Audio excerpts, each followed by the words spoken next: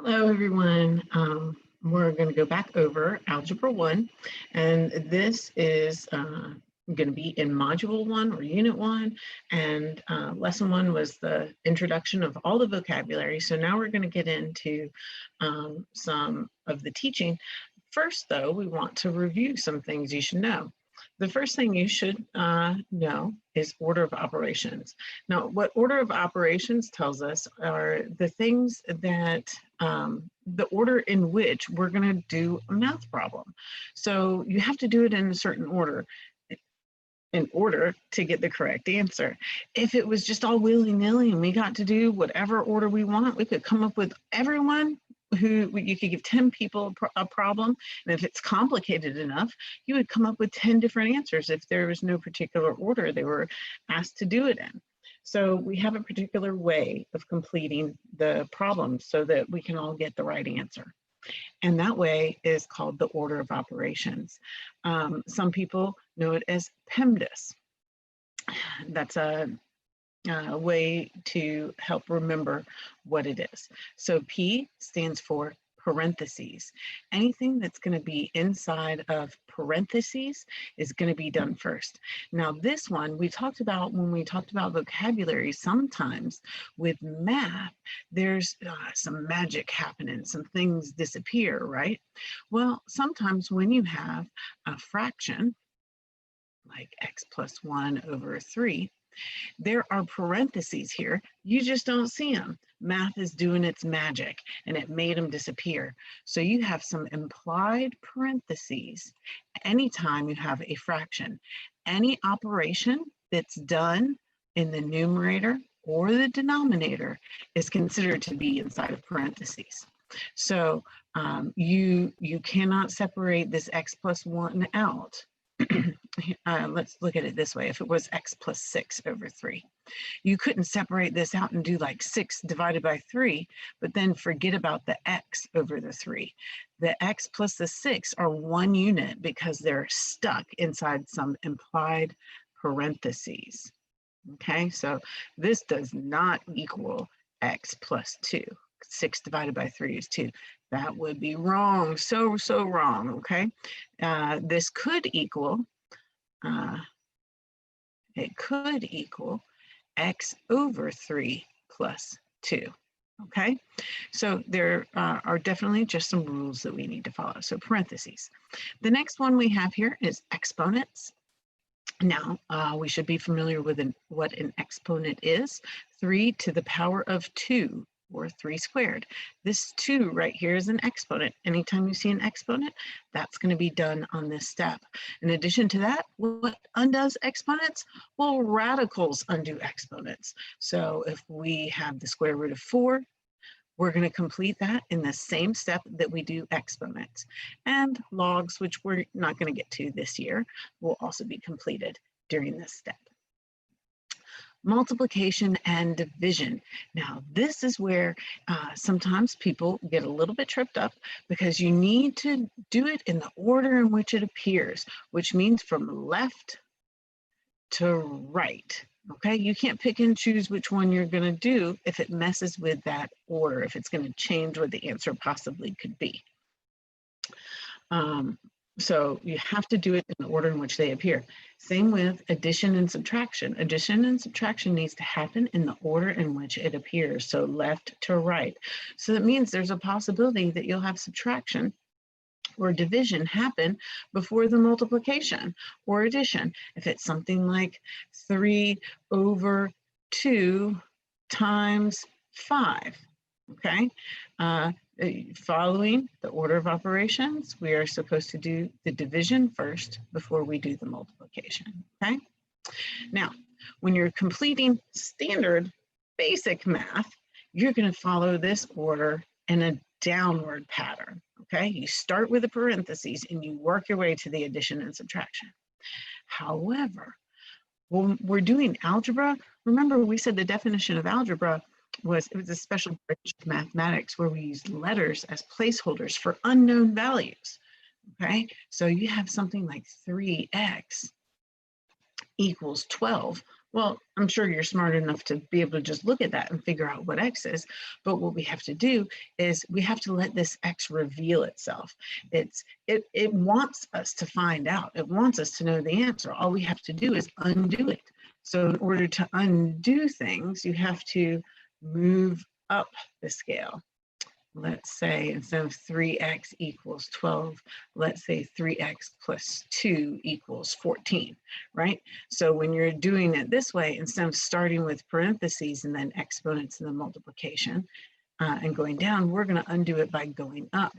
So we have multiplication here, right? Anytime two things are touching, or if it was like this, 3 parentheses x, that's still touching, that's still multiplication.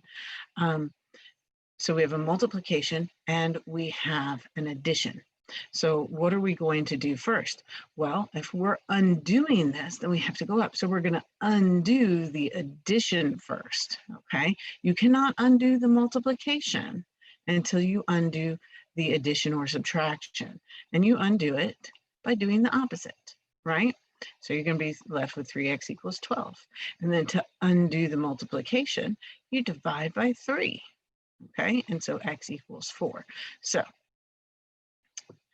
order of operations when you're completing a problem in basic math goes down.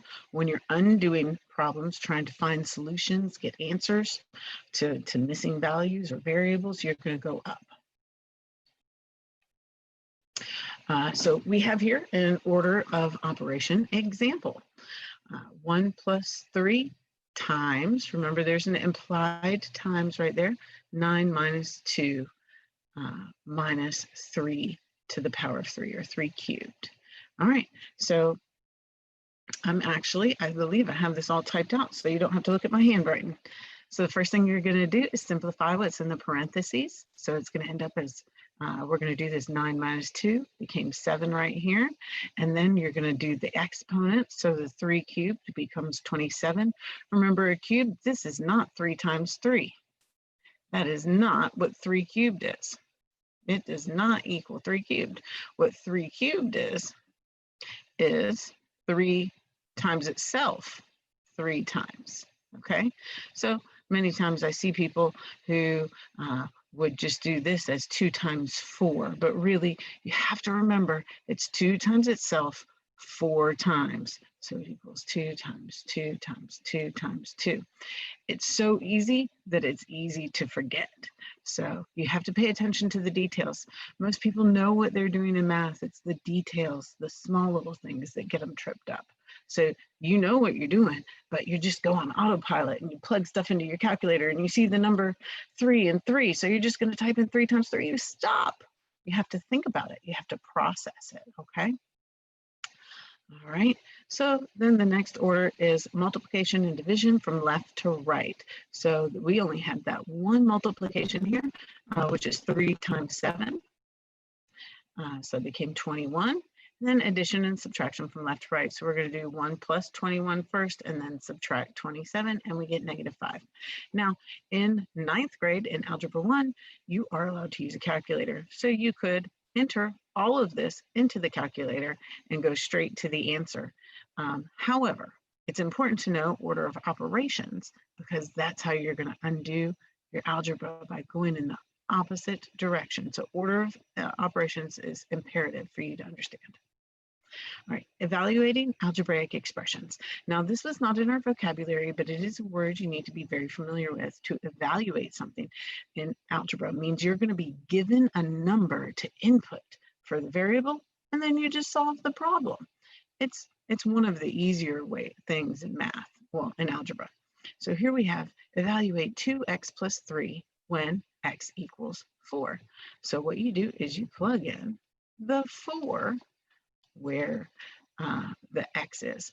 And I find it always, I recommend always putting what you input in parentheses, because that way, if it were a negative number, sometimes I've seen some students do it like this, if it were a -4, right, plus 3, and they forget to multiply. They just write the negative as a minus sign. So if you put it in parentheses, then you remember that that is negative. Another time that it's very important to have the negative in parentheses is if you had something like an exponent, x to the power of 3. And if we had x as -4, well, this is a completely different answer than this. Well, actually, in this case, they're going to end up being the same number. Let's try that again. X to the 4th power. -4 to the 4th power is a completely different answer than -4 in parentheses to the 4th power. And that's because when you enter it into your calculator, because this 4 is not in parentheses, they're only applying the exponent to the number 4, and then they apply the negative. It's as if they're multiplying -1 times what this is. Whereas if you put it into your calculator this way, you'll get the proper positive answer. You'll get the same number, but this answer would be negative, and this answer would be positive. Okay, so it's especially important when you have even exponents. So you just complete, going back to what we were working on here, we're going to stick this 4 in where the x is, 2 times 4 plus 3, and complete the math. You can plug it into a calculator or do it manually. Sometimes it gets a little bit more complicated. Here we have several variables, with 4 different variables. And so what we need to do is just plug all of these variables into each and every one of these. If you get, when there's so many variables, sometimes it's kind of confusing to see where stuff goes. So it's easier if you can use a highlighter or some colored pencils and highlight where everything's going to go. So we have yellow there for where the t is. I'm going to put a 2 in for the x's, right? I'm going to put a 3 in where the y goes, and I'm going to put a 4 in where the z goes. Okay, so now that I've identified where I'm going to place each one of these, I'm going to rewrite it. 9, okay, blue. So I'm going to put times 2. Okay, then y is green, is 3, then z is orange, is going to be 4 minus t is right here, is 1 squared times 2. So if we were following the rule that I just said, we could put all of these in parentheses and plug it into our calculator and find the answer. Now, since none of these are negative, the parentheses aren't as important with positives, but it is very important when you are inputting numbers for evaluation purposes to make sure, for example, back to this one, I've seen students also just do 2, 4 plus 3, right?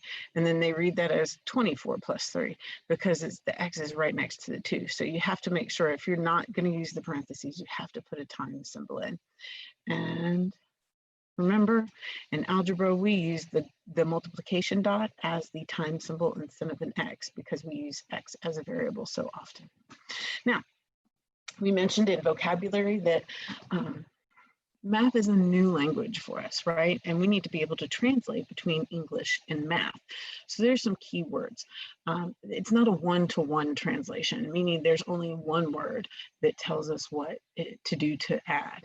It's similar to in Greek, there's 4 different words that get translated as love in English. I mean, like, I think there's filio, there's, remember, that means brotherly. That's how we get the name brotherly love, the city of brotherly love, Philadelphia. Agape, there's eros, and I can't remember what the 4th one is, but there's 4 different words in Greek that in English just mean one word, love. So here in English, we have a lot, it's not a one-to-one translation with math. We have a lot of different terms that can tell us that we need to add.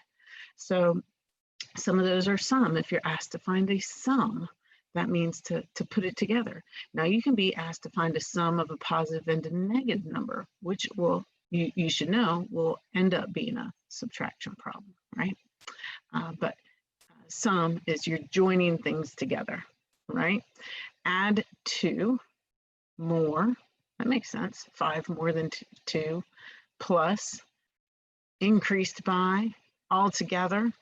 All these are words that should trigger in our mind that we're going to be translating into a math sentence using a plus symbol, an addition symbol, right? So here's some examples for us. A number is increased by 7, 7 more than a number, and the sum of a number and 7. That a number, more than a number, and a number. This is where algebra comes in. You can put in any variable you want when it says a number like this. The two main ones are going to be n and x. So you could say a number is increased by 7, n plus 7. 7 more than the number. Oh, that's the same one. The sum of a number and 7. Okay. Well, all three of these English sentences translate to this math sentence of n plus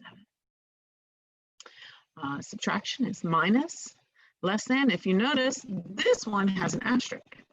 That's because it's an opposite order. When you see less than, it's going to go in opposite order. And we'll look at that in our examples over here in a second. Decreased by, difference, how many less, and how many more. So here I've got some examples for you, and these are straight from the lesson. A number decreased by 4, and 4 less than a number. Well, a number decreased by 4 is that first example. 4 less than a number. So we have a number and we have 4 less than it. Okay, so this is our math sentence for both of these English sentences. A product of, by, twice. Twice specifically means times 2. Triple, which specifically means times 3, and percent. So the product of 0.25 and a number, okay? So the product of 0.25 and a number is going to be that. Now, 25% of a number is also this. And in our next lesson, we're going to get into percentages and percent change. So divide into quotient, half of, and the ratio of. So half of a number, you're going to take a number and divide by 2, half of a number. The quotient of a number and 2. So quotient means the answer to a division problem. So the quotient of a number and 2. Ratio is simply, if we have the ratio of A to B, is the ratio of fraction A divided by B. All right. So I want you, we've gone through some of these translations. Here's some examples for you. If you want, go ahead and pause this video and see if you can figure out what these English sentences are in math. So that was our, what we had here on this last page. Oops. On this page is going to be our math English dictionary, so to speak. When you're translating to Spanish, if you were to go down to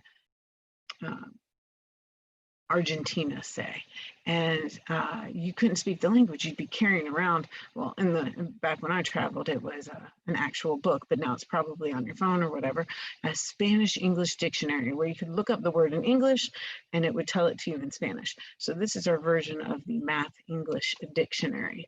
So here I want you to use your dictionary to translate these examples. And you can go ahead and pause it if you'd like. All right, so we're going to go ahead and go over them now. The product of a number and 3, 3n, or you could say 3x, 3y. The sum of 5 and a number divided by 2. Okay, this one it hinges all around this parentheses. The parentheses, I'm sorry, this comma. The comma is very important because the comma tells us what we're going to divide by. Because of the way this comma is placed, our divide by 2 means that this whole thing is going to be divided by 2. All right, so the sum of 5 and a number divided by 2. Okay. Now, if that comma was not there and it said the sum of 5 and a number divided by 2, then it would be the sum of 5 and a number divided by 2. So commas are important. I don't know if y'all have heard the term in grammar, commas save lives. Let's eat, grandma, versus let's eat, comma, grandma, two different sentences, all because of a comma. It's the same with math. These are two completely different math sentences, all because of a comma.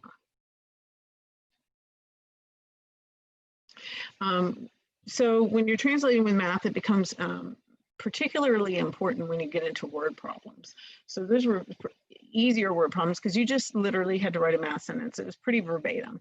But a lot of times when you get into word problems, they're going to be have a lot of information that's unnecessary to the problem. It doesn't just tell you like 2 times 5 plus 7 divided by x in words. You have to actually decipher and pull out the important information from the word problem and then interpret that.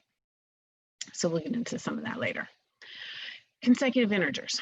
So consecutive just means in order, right? Continuing one right after the other. And integers, remember from our vocabulary, integers are whole numbers that are either positive or negative. So we had natural numbers, which are counting numbers, 1, 2, 3, 4, 5. And then we had whole numbers, which added the 0, 0, 1, 2, 3, 4, 5. Integers are all the whole numbers and their opposites. So -1, -2, -3, -4, -5, in addition to all those positives. You're not going to have any fractions or any decimals in the integers. So consecutive integers are integers that follow one another in order, such as 1, 2, 3, 4, 5, right? 75, 76, 77. These are all consecutive integers. Now, you might have a problem in your math. I know for a fact you'll have problems like this on your SAT and ACT. So you really need to know how to do this, lock it into your memory, practice it at least once a week so that it just is easy for you when it comes SAT and ACT time. PSAT is very important as well. You can get national merit scholarships. You get a lot of good scholarships from the PSAT. It's important to study for the PSAT that you need to take prior to SAT and ACT. So what are 3 consecutive integers whose sum is 180? Well, we don't know what these numbers are, but we know that we have 3 numbers that are going to add up because sum told me I'm going to add them up, right? Their sum is 108. But I have no clue what these are. I need to be able to express this mathematically. That means I need to be able to write a math sentence about it so that I can figure it out, right? Well, if I don't know what this number is, I need to come up with a letter for it. I like that letter N, so I'm going to use N here. N plus. Well, the next number is consecutive. That means it's going to continue in order. And remember, I had 1, 2, and 3, or 75, 76, and 77. If you notice with these consecutive integers, they go up by 1 each time. That's because of their consecutiveness. So my next number is only going to be 1 greater than this N right here. So my second number is going to be N plus 1. Okay, well, I think I can figure out what my third number is going to be then. It's going to be N plus 1 plus 1. Because if N plus 1 is this one, I need to add 1 more to that. So it's really just N plus 2 equals 108. So I put it in parentheses so that it was easy for me to identify that this is a number and this is a number.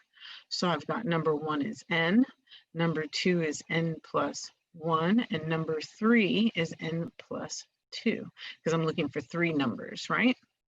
Now, I don't need those parentheses there because I can't simplify what's in the parentheses. When I have a variable and a constant being added together, I just can't combine them because there's no like terms. So I don't need to have those parentheses written there. So let me just go ahead. I erased too much. Go ahead and rewrite this without the parentheses. And that makes it a little easier for me. Now I know I can combine. The first step in any algebra problem is usually going to be to combine like terms. Now, what are like terms, you might ask? Like terms are any term, remember terms are separated by addition and subtraction only, any term that has there are 2 qualifiers for a like term. It has to have the same letter as the variable, and then that variable has to have the same power or exponent. So like term, you would not be able to combine n and n squared because the exponents are not the same. You also could not combine n and nm because the variables are not the same. This is just the variable n by itself, and this is the variable n and m together. So you wouldn't be able to combine these. You would be able to combine n and n. Now, this does not turn into an exponent. When you're adding the n's, it's the same thing as multiplying by 2. So it's 2n. So effectively, when you are combining like terms, you see those implied number ones as the coefficients there? When you're combining like terms, you're simply going to add the coefficients together. So 1 plus 1 is 2, 2n. Okay, so in this case, we have 1, 2, 3 n's that all have an implied number 1 as their coefficient. So when I add those together, I get 3n. And then my other like term that I'm going to combine are my constants. Constants are all like terms because they're just numbers. So we're going to combine all our constants. 2 plus 1 is 3 equals 108. Okay, and then you're going to use algebra to solve from there. And I have gone ahead, and so you don't have my messy writing, I've gone ahead and typed it all up in some neat, easy to read handwriting. And that gets us to 15. But 15 is not our answer. Oh my gracious, what? I thought I did all the work. Why is that not the answer? Well, what were we asked? What are 3 consecutive integers? So we're looking for 3 numbers to be our answer. Remember, we're looking for n, we're looking for n plus 1, and we're looking for n plus 2 to be our 3 numbers. Well, if n is 15, and then n plus 1 is going to be 16, and n plus 2 is going to be 17. So our 3 answers are 15, 16, and 17. All right, so you have to make sure, especially with word problems, you have to make sure that you're giving the answer to the question that was asked. If we had stopped at 15, yeah, that's an answer, and yeah, it's correct, but it's not the correct answer for what was asked. So you have to make sure to compare your answer. Anytime you have an answer, go back and look and see if what was asked and make sure your answer answers that question. All right. And that is it for lesson 1.2. We'll be back with lesson 1.3.